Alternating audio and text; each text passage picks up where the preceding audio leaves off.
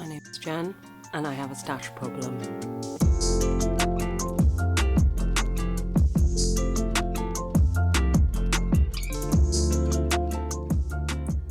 Hello, and welcome or welcome back to Shirty Deeds.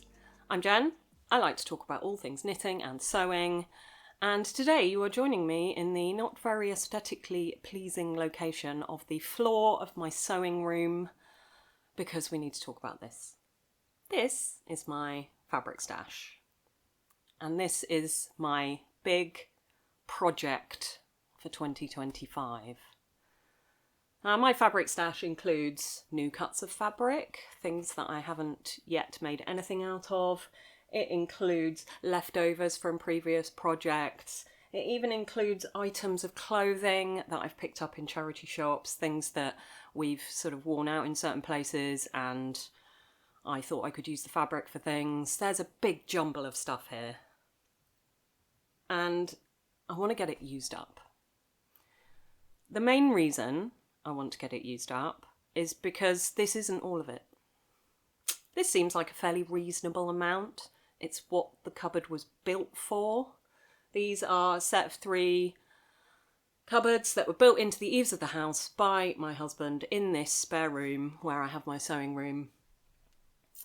And this middle section of it, with its lovely sliding doors, was built with the specific purpose of housing the stash.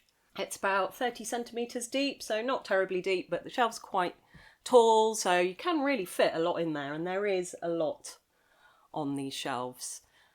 But when I was tidying up my sewing room the other day, I realised that I have been in denial, in complete denial about the size of my stash. It's not the biggest ever, by any means, but my intention was always to keep it to a nice, reasonable size that fit on these shelves, and it definitely doesn't. When I was having my tidy up, I found fabric everywhere. So it's not just this. It's also a big plastic storage box that was stashed away in a different cupboard, full of, God knows what's in here. It's got a good layer of dust on the top of it, so I clearly haven't looked in there for a while. Not just that one. That was sitting there with another one full of leftovers, scraps, fresh pieces of fabric that have never been cut, all sorts of things. But not just that. I found piles of things. I found baskets of things. There's this little lot, which all looks like it's folded neatly, very organised. And the reason it's folded neatly, very organised is because I haven't even pre-washed these ones yet. Some of them I've had a couple of years and they haven't even been through the wash. No idea what I'm going to do with them. Some gorgeous African wax print fabric. I think my husband got me that because he thought he might want a shirt out of it. Have I got round to it? No, I haven't. There's this beautiful green fabric that I thought I'm going to make some really cool trousers for the summer out of that. So they all need washing and sorting out.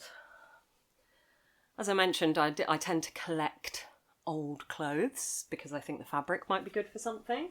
I've got a little stack here of old jeans, shorts, chinos, things that didn't fit me anymore or I didn't like the style of anymore, and I thought, I love denim and stuff, like that would be great to make some things out of. So they've sort of been hanging around, a little stash of real random bits here, including an old blanket that I used to have in a work office years ago, literally 10 years ago. And then I've got this giant stack of all uncut, fresh pieces of fabric that were all bought with the intention of making specific items with. And apparently, as well as a fabric hoarding problem, I also have a time management problem because I buy all these things thinking I'm going to make that this season for something to wear pretty much immediately, and then I just get stuck doing other things and I run out of time, and this is the result. You end up with stacks of fabric like this.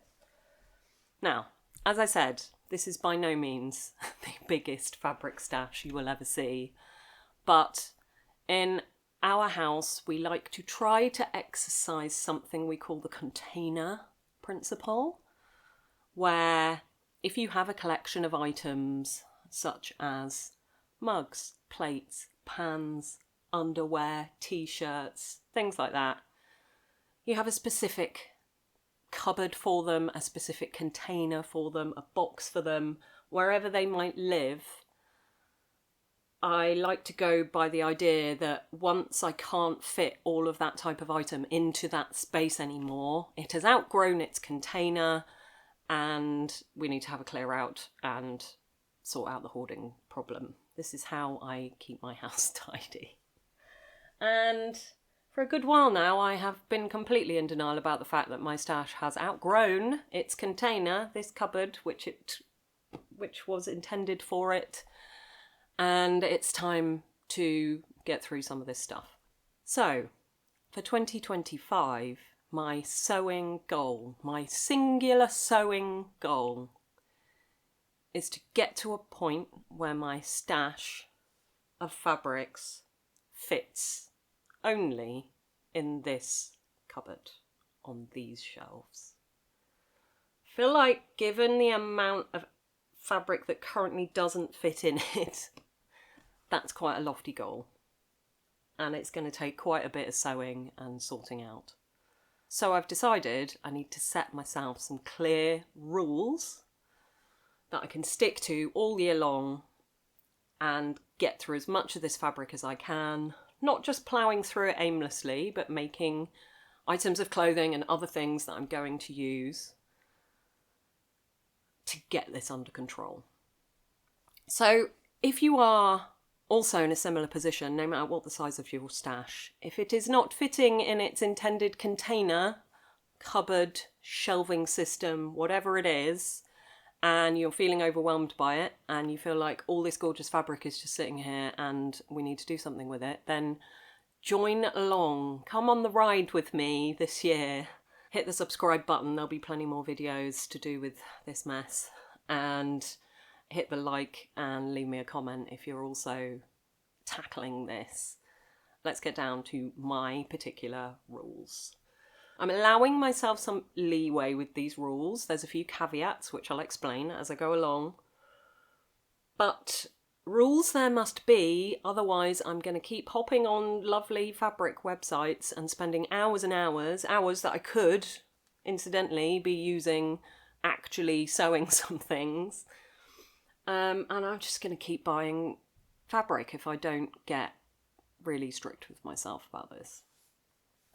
So, here are the rules. Rule number 1. No buying of new fabric. No new cuts of fabric. No buying remnants. No buying from people's destashes. No new fabric at all. With one caveat.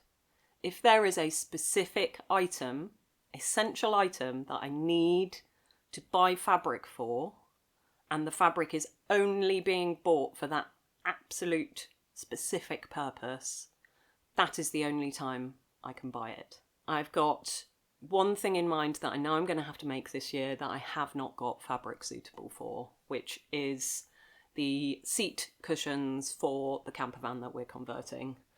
I know I don't have suitable upholstery fabric for that, and I know I'm going to have to buy it. So there are going to be instances like that. That is something that cannot be made, that cannot be crafted from any of this.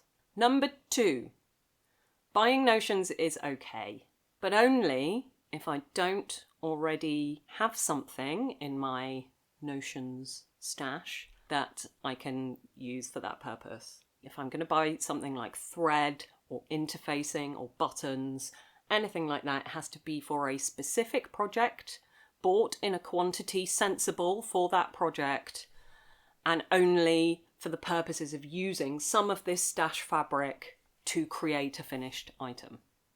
Rule number 3, buying patterns is okay, but only if I don't already have a pattern in my also gigantic stash of patterns that is suitable for the project that I want to make, or I have something similar and it's something that I could redraft in some way or alter in some way to make it suitable for the project that I want to make.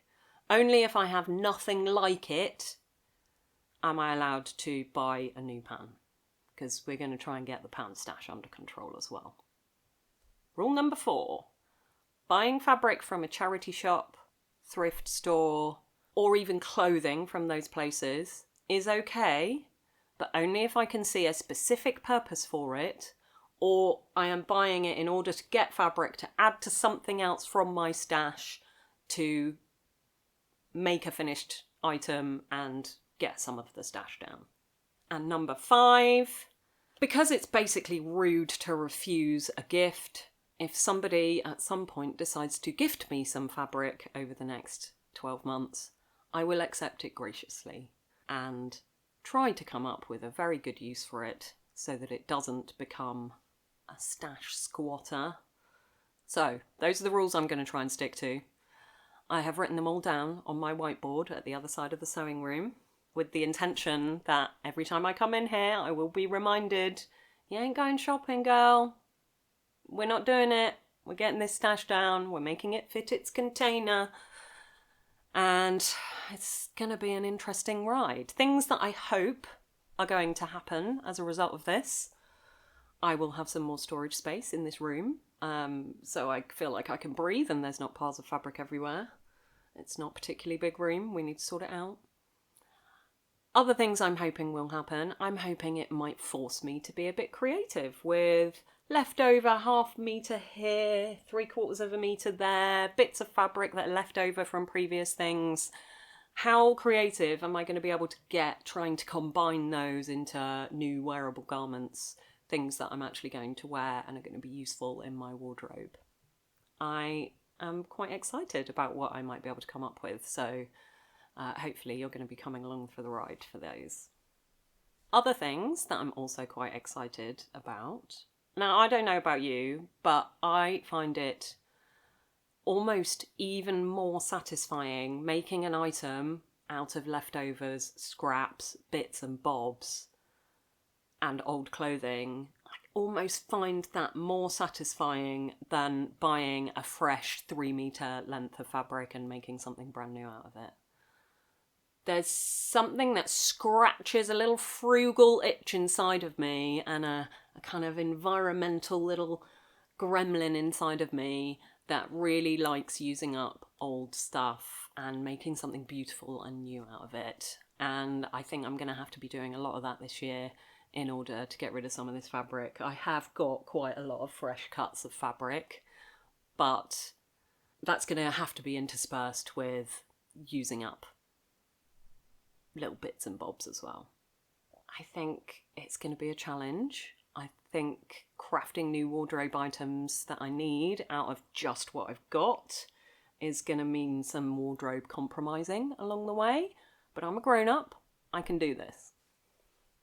I think the first step of tackling this whole year is going to be have a really good sort out of all of the stash. I think we're going to have to categorise it into knits, wovens, whole big meters, several metre lengths versus bits and bobs that are left over, small scraps, big scraps. So maybe I need to get really ruthless when I'm going through all this, get a really good idea of what I've got, maybe get the Stash Hub app or something so that I can categorise it all, know what I've got, know what I've got to work with. So I think in my next video, we're going to be tackling the organisation of all of this to, really put me in good stead for the year ahead, getting through some of this stuff and getting on top of it once and for all.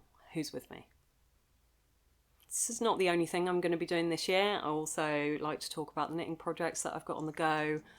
Also like to do rundowns of things that I'm working on, things that I've finished, etc. But I think this is going to be quite a big project for the year. If you'd like to follow along, then consider subscribing to the channel.